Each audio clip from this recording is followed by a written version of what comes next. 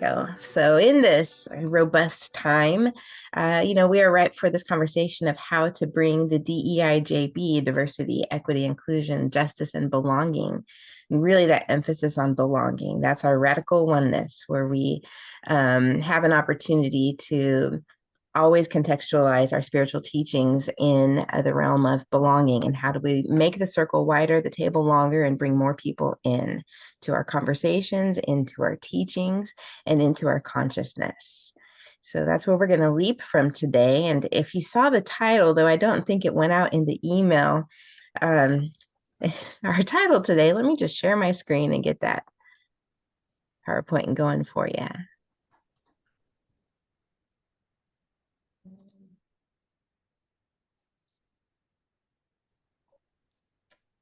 Let's see. You seen the PowerPoint slide there?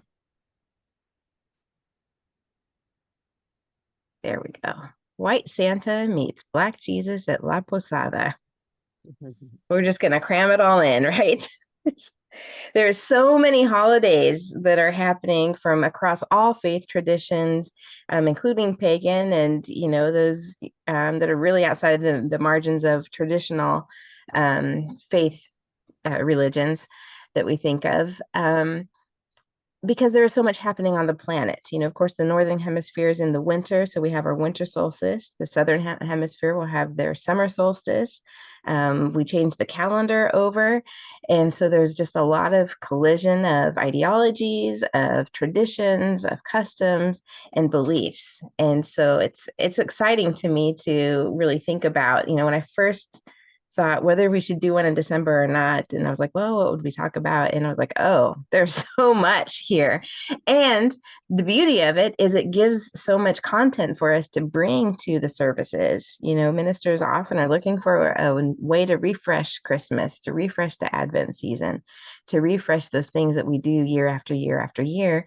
And here's one way. And so hopefully there's something in here that will inspire you as you go through the holiday season. And let me ask the question, does anyone know what La Posada is? Has anyone been to one? Deborah, have you been, or are you just familiar with it?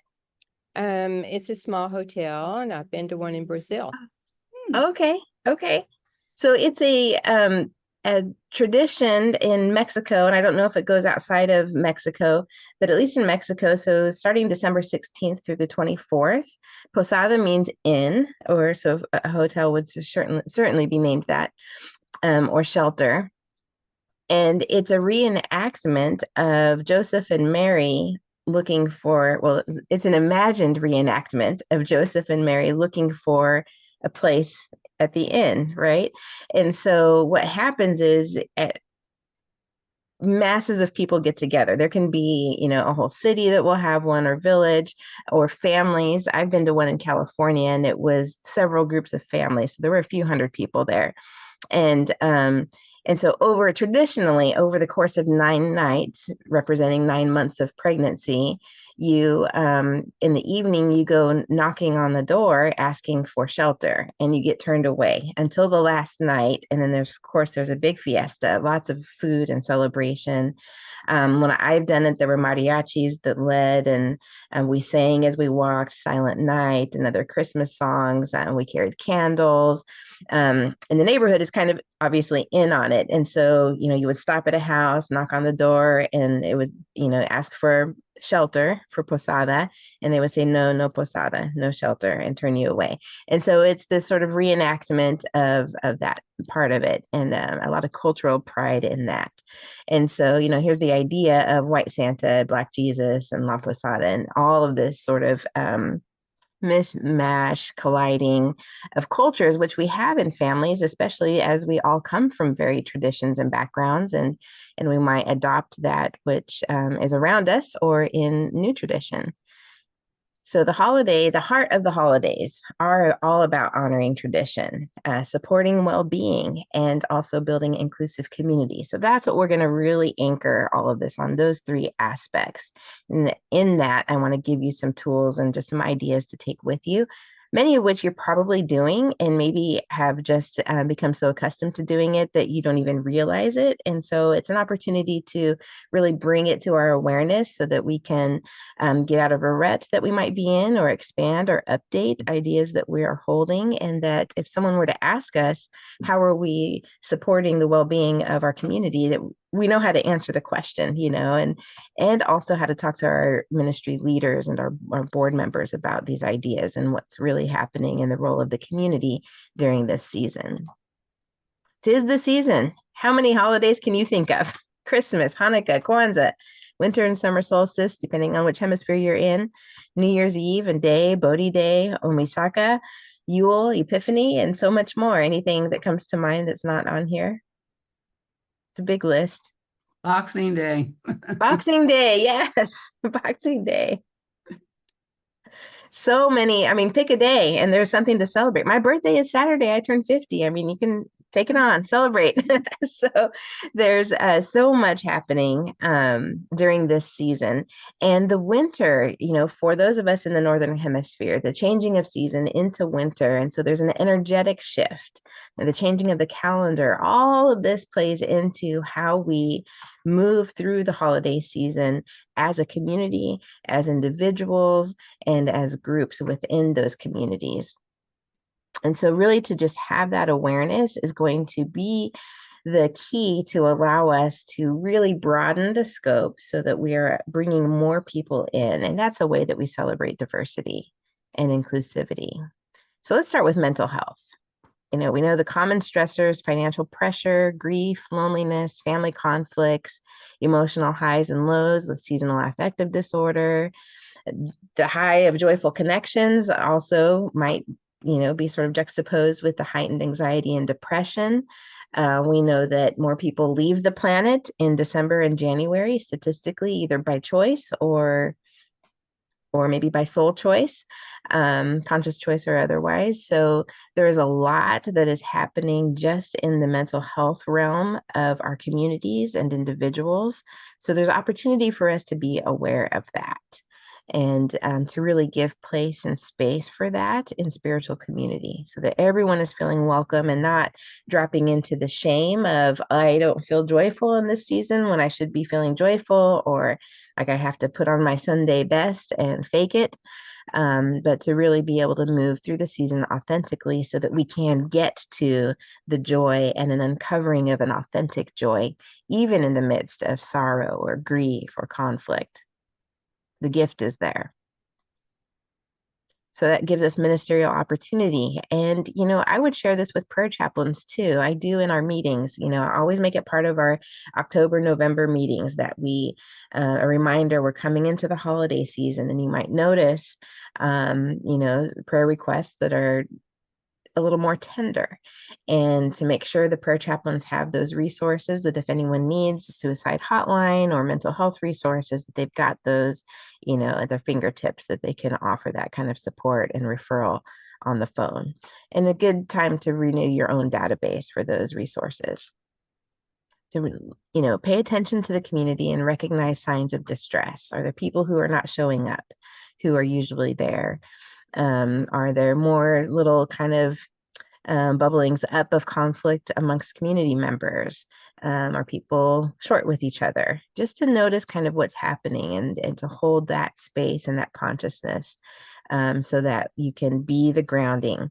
We want to offer that support and spiritual grounding during this time. It is a complex time where emotions are all over the place. And so it's an opportunity for us to really go into each service, and you have many probably during this time, more than usual, and even each conversation or gathering of any kind, and just to know that you're going to bring that spiritual grounding into the space.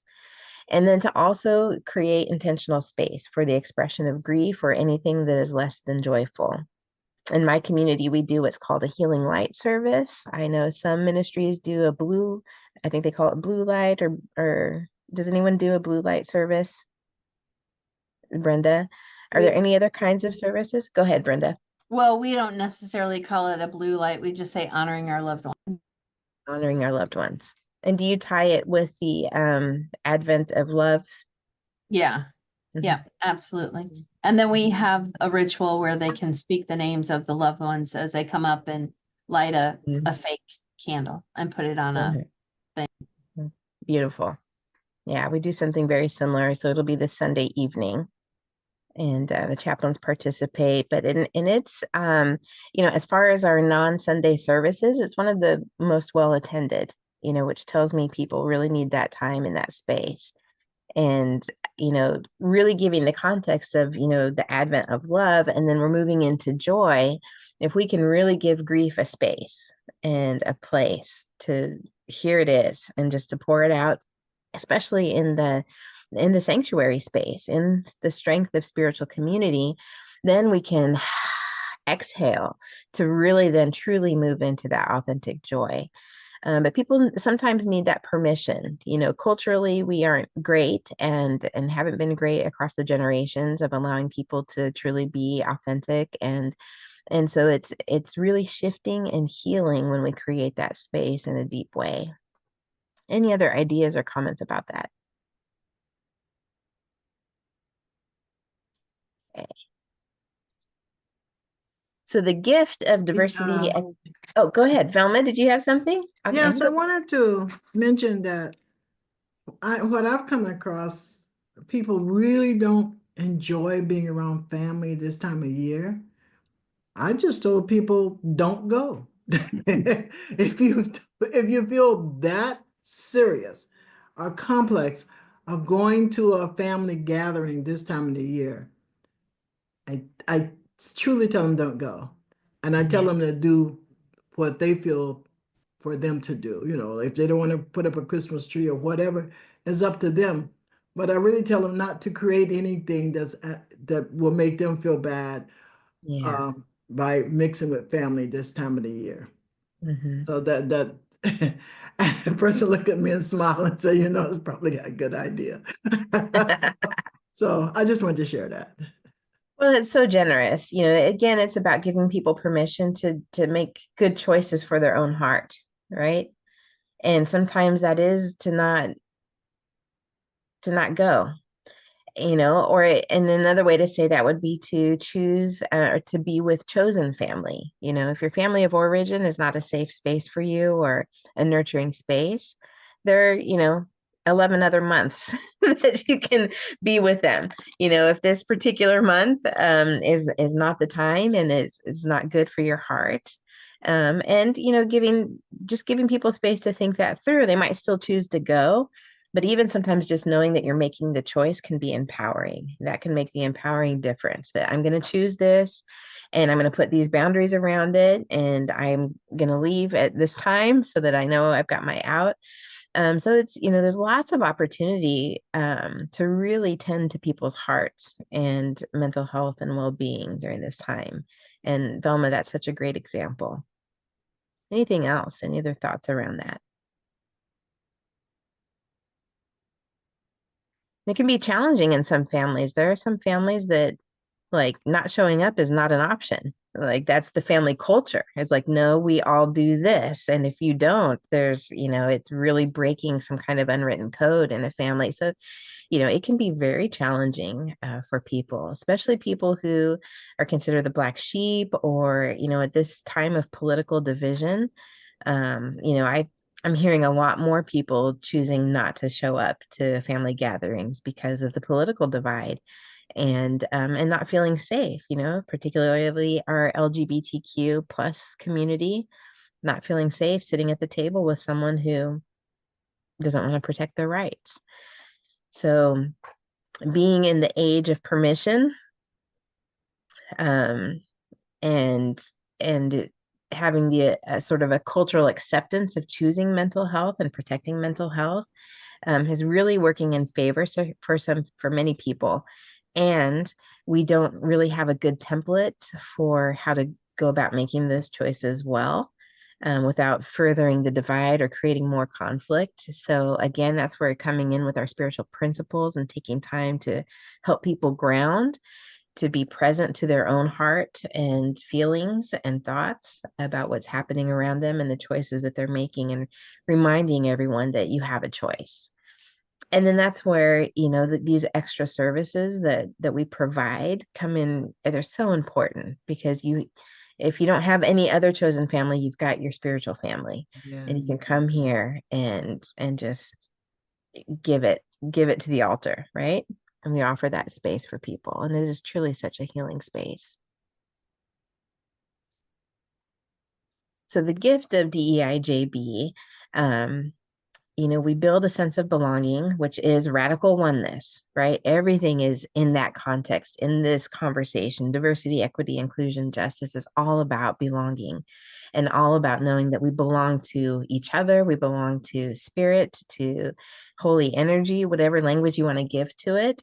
That this is where we manifest that truth and that principle of oneness that we teach. It is in the expression of diversity, equity, inclusion, and justice.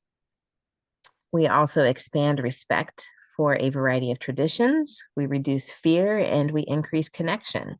So there are still people who are very steeped in tradition and Christian tradition who are kind of afraid, like, should we talk about Yule at church?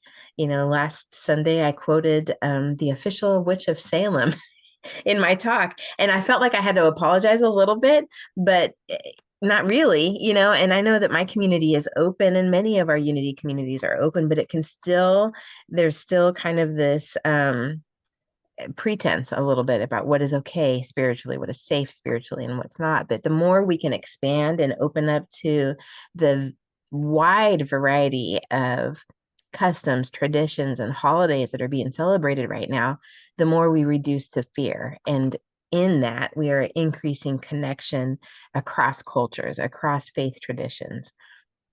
And really, that brings us right back to that oneness and that sense of belonging. You can celebrate your way, I can celebrate my way, and we're both better for it, especially if we are informed and connected in each other's customs and traditions. This aligns with our spiritual principle of inclusivity. Many of our ministries have inclusivity or inclusiveness or some variation of that word in our core values. We honor the divine in all. And it helps to prevent unintentional harm through exclusionary practices. So if someone is not feeling seen during this time or understood or part of things, we might create unintentional harm. And so, as we really expand, a lot of times we increase music during this time because we want to get those Christmas carols in. And, music is so powerful to move the heart. And so in our healing light or blue light services or whatever we might call them, or our Christmas Eve services, we might expand that. But if we have deaf folks coming in, that might not be as meaningful. So what can we do to really reach and include everyone in a way that is meaningful? An impact of representation. So we're going to circle back to that white Santa and Black Jesus. So the white Santa, for your information, and you probably know this, but I think it's good. It's always good to remind ourselves of the things we already think we know, especially at this level, because there's so much, when we come into a deep complexity, a time like this that has a lot of complexity, we want to look for our own grounding. What do we know? White Santa originates from European traditions. It was popularized by Coca-Cola's and 1930s ad campaign. That's where Santa became this older man in a red suit. And we all see it. We all know it. Many of us even have collectibles, right, of the Coca-Cola Santa. And it unintentionally reinforces Eurocentric norms, right, excluding people of diverse racial and cultural identities. So we know this, but we aren't always thinking about it as we're moving through the season.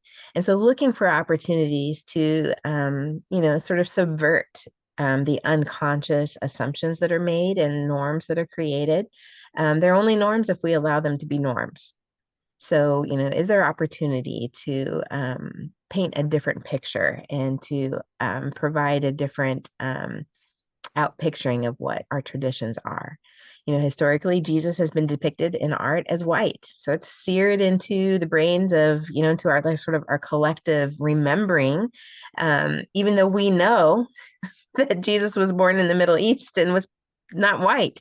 And so, in the 20th century, we have liberation and justice theology that has emphasized an image of a Black Jesus, right? To sort of to balance that out. And then you have all kinds of other iterations and interpretations of what Jesus looked like, which is beautiful because we don't have any photographs. And some would even argue whether Jesus was an actual person or not. So in absence of those kinds of artifacts, why not go all out with our imagination and creativity and how we might imagine Jesus, as, a trans man in a wheelchair. I mean, how far can we take that to really allow the Christ identity be someone's own identity? We create hope and identification for all marginalized communities, and we challenge the dominant narratives. So there are lots of different ways to include representation and to just sort of buck the norm. And, it's so easy to just, there may be a part of us as ministers who year after year have, walk through all these traditions to just sort of package it up a little bit and repeat the pieces and then maybe just refresh something over here. There's always an opportunity to just dig in a little deeper and make it new. So here are some resources and action steps. Educate yourself about various holidays and traditions. You don't have to be the experts on all of the holidays that happen, but maybe every year choose something to take a deep dive into, or maybe expand one of your services to include, some education and maybe even some traditions from Kwanzaa, for example. But just that something that's outside of your particular community's typical path. Invite a guest speaker in who is an expert, a subject matter expert on a different holiday than what your community is celebrating, and allow that to have space in your spiritual home. Avoid appropriation. So we don't want to just go pluck and pick and choose anything, but we do want to engage in celebrating and honoring and educating. All of that is really good. It's good for the community's heart. It's good for the planet. It's good for community and for really manifesting that experience of oneness. Acknowledge and incorporate diverse celebrations and customs in your services and programs. And you might just pick one thing, and we're going to do this for this season, one song or one kind of candle or one phrase or one kind of affirmation that's been, massaged to be inclusive. There are lots of different ways that still fit into unity culture, but are expansive. Use inclusive language in your talks, in your newsletters, in your social media. I'm going to give you an example on the next slide of one that we did for UCOP last week. And what I love about it is it's at first blush, it's not really related to the holidays, but we'll get to that in a minute. Offer mental health resources. Again, your prayer chaplains, making sure that they have those resources available for when they're offering prayer with people if it comes up. And make sure that your Rolodex, do we have Rolodexes anymore? Make sure that your pile of resources, and however way you keep it, if it's on your phone, but just make sure it's up to date. And maybe reach out to some people and organizations and make sure you've got the right names and contact information for them. And then create space for those that are struggling.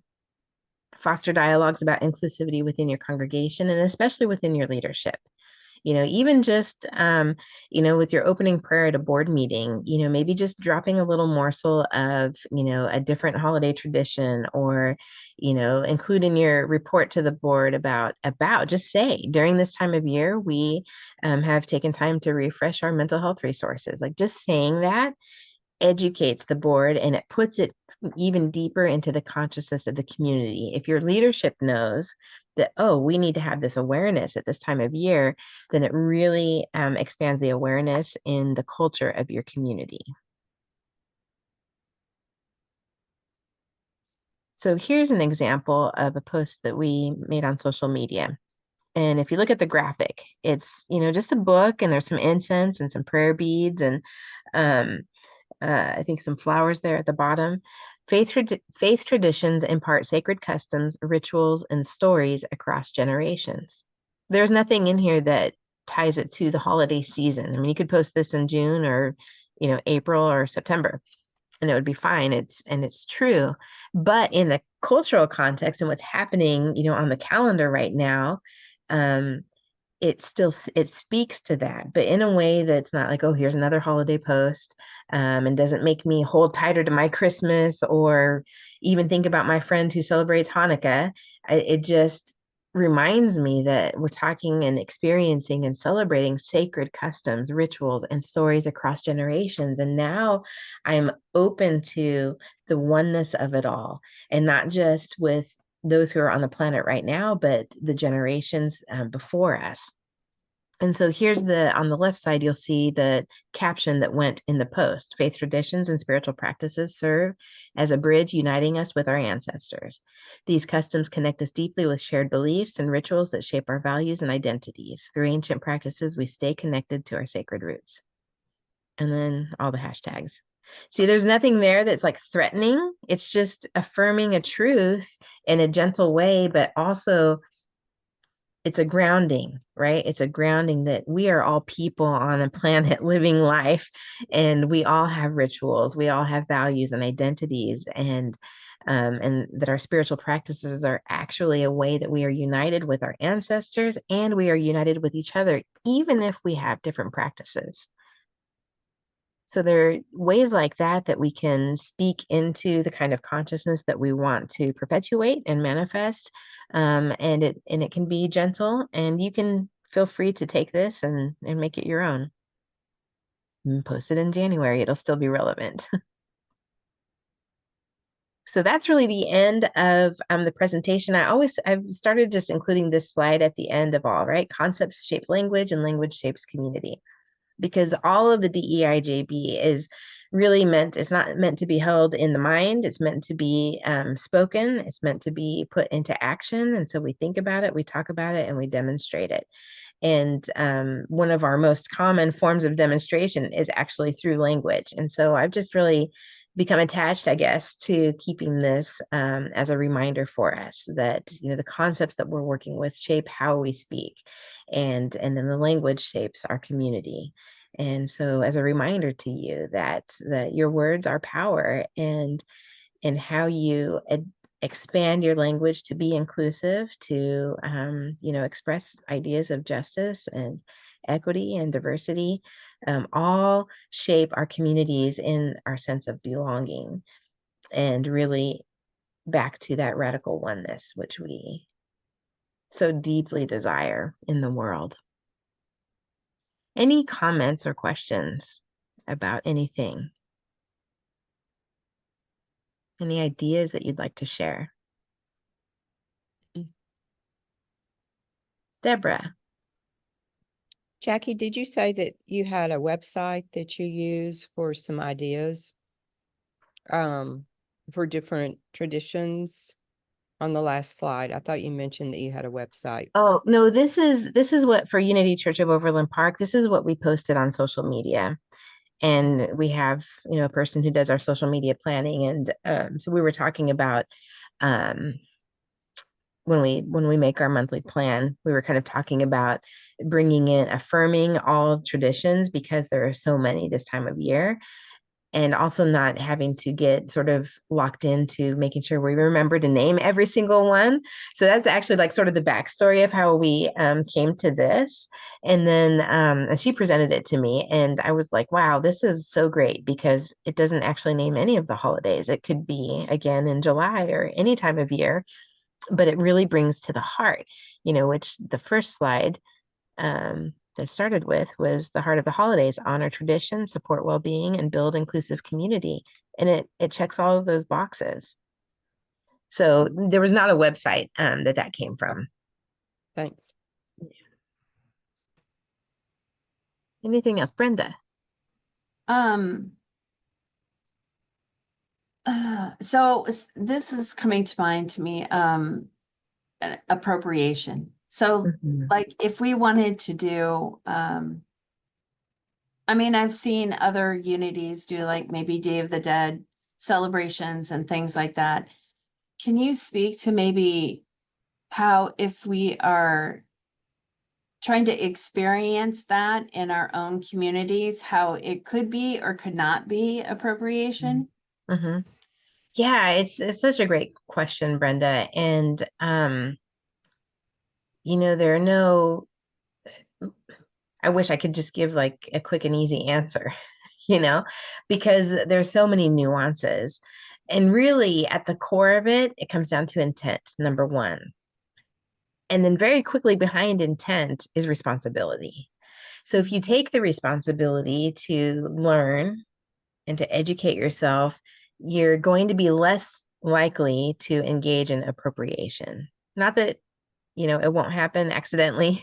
But even just asking the question like you are is so important to that process.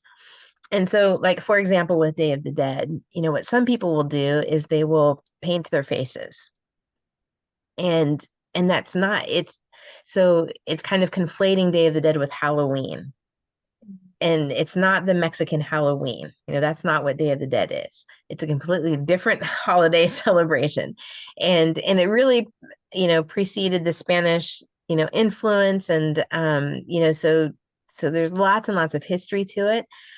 But if you learn what it's about and you take what it, the tradition of celebrating, so it's about celebrating the dead, right? And there are different days for specific types of souls that you're celebrating, and build an altar and invite people to bring pictures and food items and, maybe some favorite belongings that they can place on the altar. That's how we do it.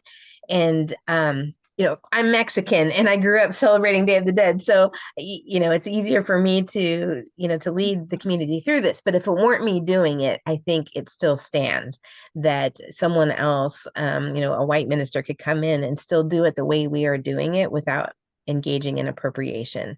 So there's, and we take some music from the movie Coco and, we use that. So it's, we're bringing that authenticity into it and we talk about what it means. And it's, this universal experience of life and death and bringing joy to it. And so we talk about it from, those ideas and, without making, costumes out of it. And I think that's where, it's things like that that can really get crossing the line into appropriation. When we make it costumed or we make it and not taking it from the sacred sense, and or doing it without knowing what we're doing. So, and this happens, like a really good example is burning sage. How many people burn sage and have no idea what they're really doing, why they're doing it, or that they're using up resources of indigenous cultures, when they do it. Or if you went and bought the sage from your favorite New Age bookstore instead of spending the money, from an indigenous owned business, there are opportunities within the way we do these things to be authentic and honoring. And those are some of those. Does that help? Do you have anything more specific? Well, no, it does help. It's just, I have not purposely done a lot of rituals like that just because I didn't want to get into the appropriation. And so, but maybe from what I'm hearing from you, if I said, we're doing this just to experience it from an educational level and just seeing, how it feels or the energy around it or, the depths of what it meant, of what it means, Yeah. then maybe that would be okay. Yeah, and I would even add into experience the wisdom in this practice. Yeah. So that's a way to honor it, to validate that, thousands of people across, millennia have engaged this practice for good reason. So it's a way that we affirm and honor other people's practices, and say, so we're gonna do this because there is wisdom in it, there is a gift in it for us, and so let's experience it. Anytime there's an opportunity to bring someone who is from that tradition authentically in, and if you can't do that, to maybe just try to reach out and ask questions like, this is what I think this is about, and listen, or to just start with, tell me what this is about for you. And to know that that single person is not speaking for an entire culture or faith tradition, but it still is an authentic experience and it can still inform. And then you can say, and I spoke to someone, with their permission. I spoke to, so and so, and for them, this is what it means and this is what it brings forward. Or, show a TikTok or find a book and bring a quote forward and to bring an authentic story, and if you can't get a live person that really anchors it in that lived experience, and then saying, so this is what we're going to do and how we're going to do it. And so we're not going to turn it into costumes. We're not going to, paint our faces. But we'll understand why some people do, or we'll understand why why the skull faces, the Katrinas, or, and learning the language and the terms, about those things. All of that can be done authentically, lovingly, and in a way that honors the wisdom in that tradition. Okay, thank you. Yeah, Velma. Yes, I wanted to add on to that, because as you're bringing this forward and respecting and honoring other people's traditions, we can continue to grow it, to explain that we're not this form. We're more than this form. And that's what we want to get to in our teachings, to remind people that we're more than this form. We're spiritual beings having experience in this form. And this is the way how some people at this time and tradition honor that. And we can take it forward and educate people or our congregants further. It's so beautiful. It's such a beautiful way to put it, Velma. And then what happens is, Brenda, is then you have a congregation who is educated and who understands that, and so then when they're in conversation with someone else, somewhere else, and they're like, yeah, maybe don't paint your face, for Day of the Dead, maybe that's not the way to do it. Or, maybe, hey, we're going to buy some sage. Yeah, let's do that. But let's go find someone who is growing it themselves and, or maybe let's not. Maybe let's find some local herb that we can burn and either grow it ourselves and dry it, or so we're being ethical in how we're sourcing materials that are being used. And the more we educate, the easier it is for us, Velma, to your point, to get to that point of belonging and oneness, right? Because we're honoring and understanding each other, and understanding that we're all people playing at our spiritual selves, right? And just trying to understand our own connection to the divine and to what life brings us, what experiences life brings us. And there's so much more similarity in that than there are differences. And the differences are awesome. Anything else? Hey, Jim. Hi. I'm glad I was able to get in for this. I didn't know about these meetings. I thought I'd come in and see kind of what you do. It's really a great presentation, by the way. Great discussion. I love it. I love it. Thank you.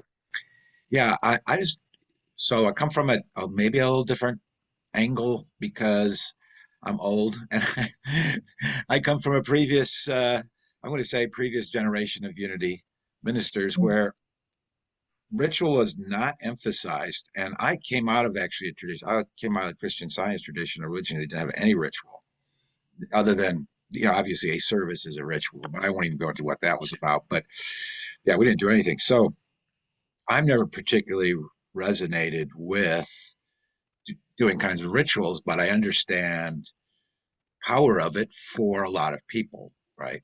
Mm-hmm. So I'm meandering here a little bit, but so the original tradition, and the sort of kind of earlier tradition that I came into, was the emphasis was on that Unity was a school rather than a church. We would have centers, we had churches, but the focus was on education. So my approach in the past, in this season, has been to educate people maybe sometimes about different kinds of other traditions that have this seasonal holidays, because a lot of them do. Have your Diwali, and have Hanukkah, and some others, and of course, and of course, every place you go, any country you would go to would have different ways of celebrating Christmas. So Yeah. I don't necessarily get Yeah. all of that, but I tried to educate people about that and what it can say to us. So I actually never even particularly cared for the candlelighting service, which is most popular, one of the most popular Unity services, just because I don't personally relate to rituals particularly, but I also knew, my congregations would. Mhm. So, okay, so that's a little bit on that. And then the other thing I wanted to just mention, you talked, your basic theme here, or the sort of title anyway, was the White Santa, the Black Jesus. Is that, Uh-huh. and it just, as a teacher of church history for many years, one of the things that I think is kind of interesting is that St. Nicholas, the original St. Nicholas, was part of the Mediterranean world. He actually was from what we call Turkey today. I think it was called Asia Minor back when he was around. It's like the original St. Nicholas. And so, and of course, Jesus is part of that same culture a little bit earlier in the Mediterranean world. And the thing is that in the Mediterranean world at that time, you had a lot of intermingling of people from all over the Mediterranean area, including Africa. So Mhm. people, especially a place like Galilee, for example, you had this very, uh, very mixed culture. You didn't just have you had the Romans, you had the Jews, you had um, Greeks, you had Africans, and so Jesus could very well have been historically, you know, uh, part African, would have been Mhm. very possible, and so could Saint Nicholas. So they could both be like black, or certainly at least sort of what we might think of as Middle Eastern. But we just don't have any real idea about exactly what Mhm. they looked like, their skin color, and even maybe what kinds of traditions they were connected to behind their adhesion. In St. Nicholas's case, his adhesion to Christianity. Of course, Jesus was kind of his own thing. Oh, and the other thing that I want to just comment on is traditionally, Unity has focused on the Christ idea. So, in a sense, it doesn't matter what Jesus looked like, because the Christ doesn't really, Christ as a divine idea isn't confined to gender, nationality, ethnicity, anything. So one of my favorite Unity songs was just "I Behold the Christ in You," and that teaching that everybody you look at has the Christ in them. So what does a Christ look like? The Christ looks like you. That sort of emphasis, I think, is also, again, sort of educational and principle oriented, is also, um, I think, a way of being more consciously inclusive, obviously at the more principle level. I love all the ideas that you're sharing here about ways to connect with people and traditions. I really like the idea of, if you want to have a service where you're really exploring a different culture, like say you want to do something about Diwali, the best idea is actually get a Hindu in there who understands it, and have them teach your congregation about what it is, how they celebrate it, what it means to them. Or Hanukkah, get a rabbi or something like that as a guest speaker. I really like that idea, because then, you're not appropriating the culture, you're letting the culture come to you and say, this is what we do.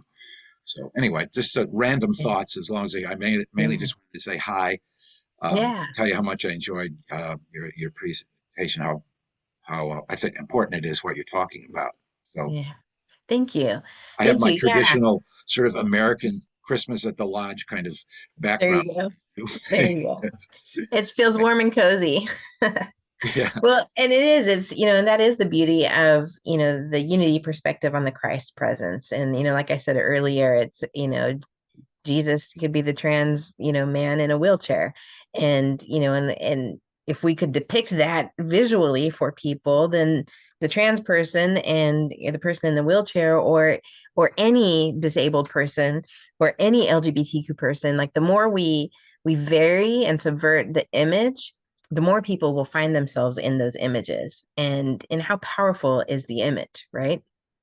And so, looking for, that's why, when we talk about using, showing diversity in our PowerPoint slides or in our social media or any kind of marketing that we have with our ministries, that's why it's so important. And so that the more expansive we are with that, the more people see themselves. And even if they aren't specifically depicted, just by the diversity of it, they will insert, their own Yeah. identity. One other in thought that. on that, if I can share, because of what you said is, there in Asia, there are Christians and their art depicts Mhm. Jesus as Asian. And so Yes, same thing in Africa and so on. So yes, you can yes. draw on those images. You just go on these days, just go online. Oh, there he is, Asian Yep, Jesus, yep. female Yeah. Jesus. They got female Jesus, right? Everything.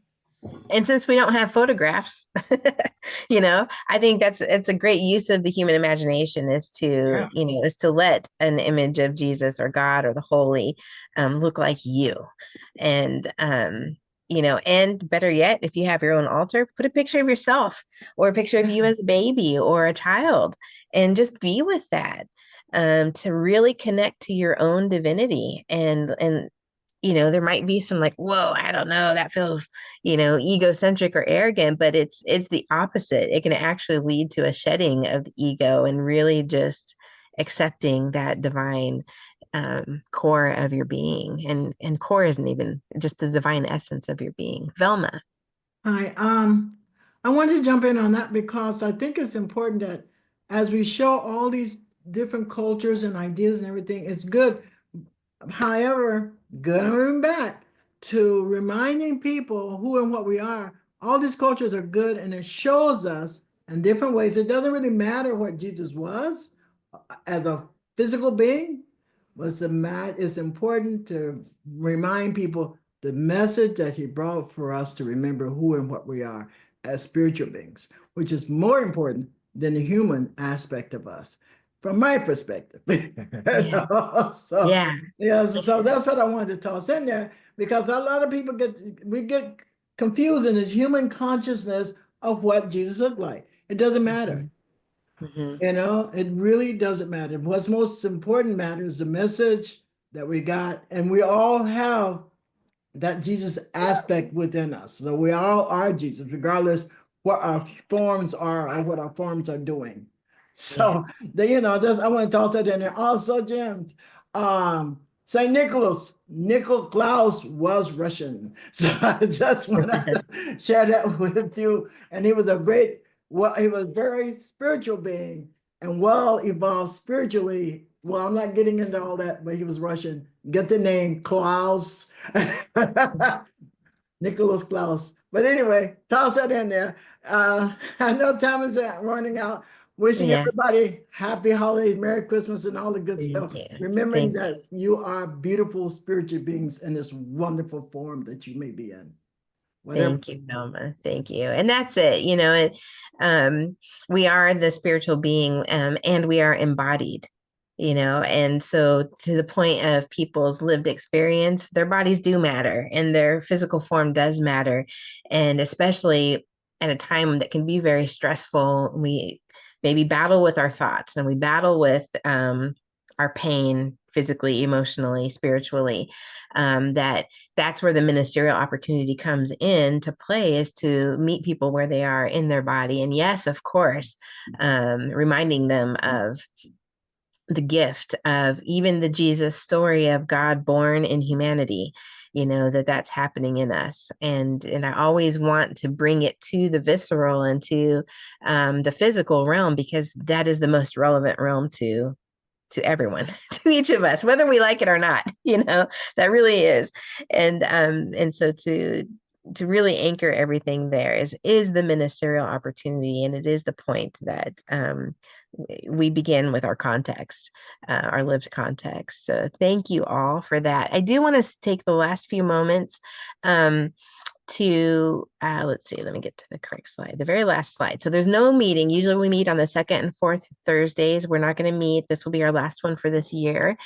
And then I have a meeting next week with Jean-Marie from the region to see what the go forward is with this. My commitment was for this calendar year, and I don't know what the region wants to do going forward. There's new board members, and thank you, Jim, for being on that board. I think you're the vice president. Is that right? Thank you so much. It's such an important role to play. So thank you for your commitment on that. And it was fun to see you nominated to serve us in that I'm way. also the I'm also the DEIJB rep. So that's Awesome. aficionado. Perfect. Perfect. So glad for that. So yeah, so stay tuned for more information of what the go forward will be for 2025. And also I just want to, give a reminder as you're making your end of year contributions to include the region in that. And you can designate the money to the DEIJB support calls. I don't know if it's just to all support calls or if you can designate specifically to this one, but if you've been blessed by this, that will help support the region with that and indicate that blessing. So thank you all. I know you have blessed me. It has been a joy to serve in this way and to bring these conversations forward. I learn a lot, and I love being in community with you. It is such a great gift. Oftentimes we're kind of siloed out there doing our work, and it's so important for us to come together and and connect in this way. So thank you. Thank you. Thank you for your time and for your consciousness and for your love. And I bless you in this holiday season, and may you anchor in the truth of who you are and the gift of what you bring to the world as God expressing as you. You bless me, you bless our movement, and you bless your communities. And so it is. Thank you. Thank you. Thank you, Jackie. Thank you. Good to see y'all. Good to see you. Jackie, I had put a question in the chat. Oh, This is my first time on this call, the first time that I'm aware of it. I believe this is available for CEU. yes. Yes. And so Process. you just record. So when you report on your report, your CEUs, so then you would just include it. And I think it asks for the title and the name of the person and how long, how many hours. So it would be 1 hour for this. Yeah, for sure. And usually I give a little homework assignment, but I'm not going to do that because it's December.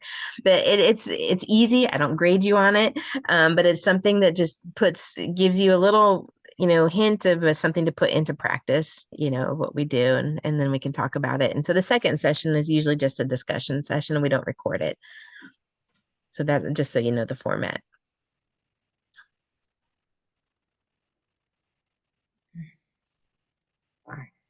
Bye, Jim. Thank you. Does that help, Ramona? Yes, thank you. All right. Have a wonderful day. Thank you.